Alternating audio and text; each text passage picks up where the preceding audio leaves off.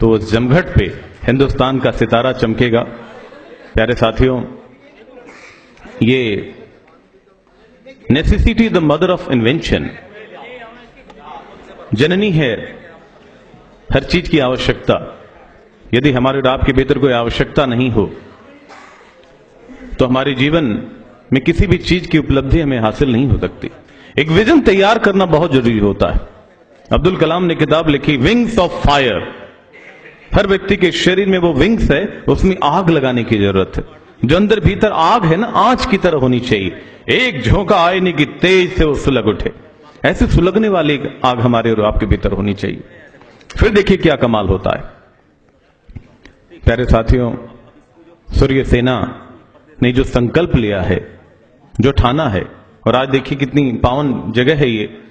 बगल में संसद भवन भी है, पार्लियामेंट भी है, दिल्ली की ये सरगर्मी भी है, वातावरण भी इतना प्यारा है। और एक संत के मुख से निकली हुई वाणी, पहले इंसान होता है, फिर वो संत होता है, फिर वो महंत होता है, फिर लोकनायक होता है, लोक नेता होता है।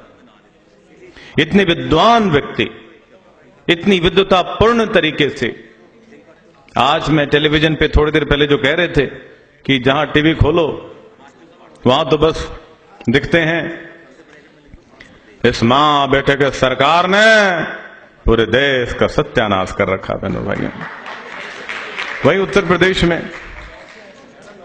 इस बाप बेटे के सरकार ने पूरे उत्तर प्रदेश का सत्यानाश कर रखा है। बहनों और भाइयों, ऐसा होता है क्या? ऐसा सरकार चाहिए क्या आपको? तो वो तो अपनी, लेकिन उनके अंदर भक्ति है। जहां भी जाते हैं वो मंदिरों का दर्शन करते हैं, संतों का आशीर्वाद लेते हैं, बुजुर्गों का आशीर्वाद लेते हैं, उनको झुकना आता है।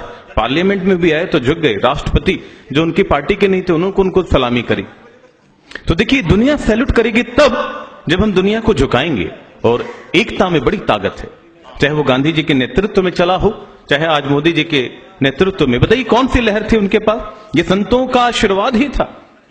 अगर संतों महंतों का आशीर्वाद उनको नहीं होता तो 1.25 करोड़ के इस देश की ताकत को समेटना इतना आसान नहीं होता। और आज इतने बड़े ज्ञानी गुणी संत महंत हमारे बीच स्वामी जी ने सूर्य सेना का जो संग्राम छेड़ रखा है, यकीन मानिए आप, तमाम योद्धाओं के बलबूते ही छेड़ा है। और इसको जो सपना देखा है उसको साकार किया जा सकता है, बशर्ते भीतर जो आंच है ना वो जलती रहनी, वो सुलगती रहनी चाहिए। सर अभी दुकान थोड़ी खोलनी, बैठ जाइए स्पोर्ट्स वाले साहब। अच्छा, ये ऊपर ही आ रहे हैं भावुकता से, पता नहीं अब किस बार क्या धमाका छक्का लगाएंगे ये।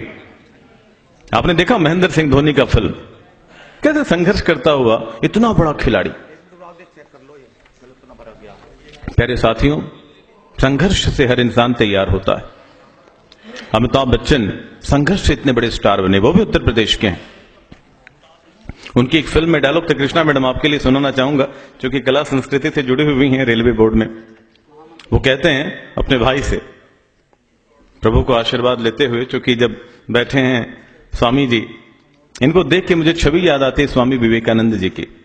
मैं हर जगह देखता हूं इनकी वाणी में वाक्पटुता। आपने हिंदी में भाषण सुना, मैं आपको बताऊं इतनी शानदार शैली में अंग्रेजी में भी भाषण कर सकते हैं।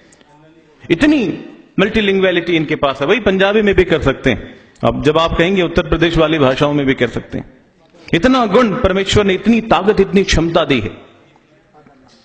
साहब ने कहा कि नहीं आप रूबरू होइए, आप बॉलीवुड से हैं, लोगों को पता चलना चाहिए। नहीं तो पता चला हम तो इनका आशीर्वाद लेने के लिए आए थे। हमारे आदरणीय भी हैं, अग्रज भी हैं, दोस्त भी हैं, साथी में भाई भी हैं, गुरु भी हैं, परिवार के मुखिया भी हैं। और इनके नेतृत्व में अब भारत का दिल जीतना है, जो बिखरे हैं उनको समेटना है। तो अमिताभ बच्चन जी कहते हैं ना कि जाओ सबसे पहले उस आदमी का साइन लेके आओ जिसने मेरे बाप से साइन लिया। जाओ सबसे पहले उस आदमी का साइन लेके आओ जिसने मेरी मां को गालियां देके निकाल दिया। और जाओ सबसे पहले उस आदमी का साइन लेके आओ जिसने मेरे हाथ में लिख दिया कि मेरा बाप चोर है। उसके बाद मेरे भाई तुम जिस भी कागज में साइन करने के लिए कहोगे तो मैं करने के लिए तैयार हूं, लेकिन सबसे पहले मैं साइन नहीं करूंगा। इसलिए मोदी जी आज मैं वहीं साइन करूंगा जहां पे स्वामी जी साइन करने के लिए कहेंगे, और सूर्य सेना जहां साइन करने के लिए कहेगी वहीं तैयार करूंगा। तो कहने का अर्थ यह है, प्रेम परिचय को पहचान बना देता है, उजड़ी को गुलिस्तान बना देता है। मैं आप बीती कहता नहीं हूं गैरों की, कि प्रेम इंसान को भगवान बना देता है। ये प्रेम स्वामी जी के भीतर है।